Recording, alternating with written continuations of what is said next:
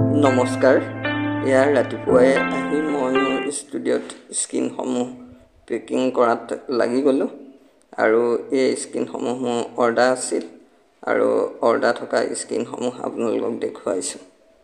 এইখিনিয়ে হ'ল স্ক্ৰীণ, যিখিনি স্ক্ৰীণৰ ফুলৰ ডিজাইনসমূহ মোক অৰ্ডাৰ দিছিলে আৰু মোৰ এই হোৱাটছআপ নম্বৰ আপোনালোকৰ ইয়াত দি থোৱা আছে আৰু সেই হোৱাটছআপ নম্বৰত আপোনালোকে স্ক্ৰীনশ্বট মাৰি মোলৈ এইদৰে আপোনালোকে স্ক্ৰীণসমূহৰ ফুলৰ ডিজাইনসমূহ অৰ্ডাৰ দিব পাৰে আৰু আপোনালোকৰ মনোপচন্দৰ অৰ্ডাৰটো বা আপোনালোকে পচন্দ কৰি দিয়া ফুলৰ ডিজাইনটো মই এইদৰে স্ক্ৰীণত বনাই দিম।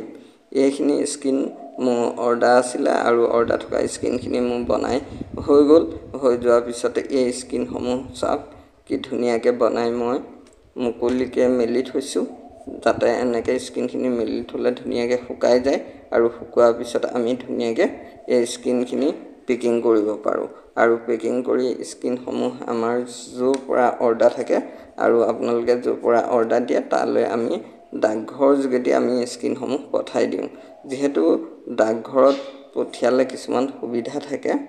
ডাকঘৰৰ সুবিধাখিনি হ'ল কি, আপোনালোকৰ নিজৰ গাঁৱৰ বা নিজৰ অঞ্চলতে ওচৰতে ডাকঘৰ থাকে আৰু সেই ডাকঘৰৰ পিয়নে আপোনালোকৰ ঘৰত নি পাৰ্চেলটো ডেলিভাৰী কৰি দিয়ে আৰু ইণ্ডিয়ান পোষ্ট অফিচত যিহেতু কোৰিয়াৰ যিটো চাৰ্জ হয় সেই চাৰ্জটো DTDC বা অন্য কোৰিয়াৰ ছাৰ্ভিচতকৈ বহুত কম হয় আৰু আজিকালি ডাকঘৰতো পাৰ্চেলসমূহ 4-5 দিনৰ ভিতৰতে অসমৰ যিকোনো ঠাইলৈ পাই যায়গৈ। গতিকে বেছি দিন নালাগে, ডাকঘৰত দিলেও 4-5 দিনৰ ভিতৰত আপোনালোকে পাৰ্চেলসমূহ আপোনালোকৰ ঘৰত আপোনালোকে গ্ৰহণ কৰিব পাৰিব। অসমৰ বিভিন্ন ঠাইৰ পৰা আমাৰ অৰ্ডাৰসমূহ আহে আৰু সেই অৰ্ডাৰসমূহৰ পাৰ্চেলসমূহ এইবোৰ আমি ধুনীয়াকৈ এইদৰে পেকিং কৰোঁ আৰু এইদৰে পেকিং কৰি আমি ডাকঘৰ যোগেদি দিওঁ।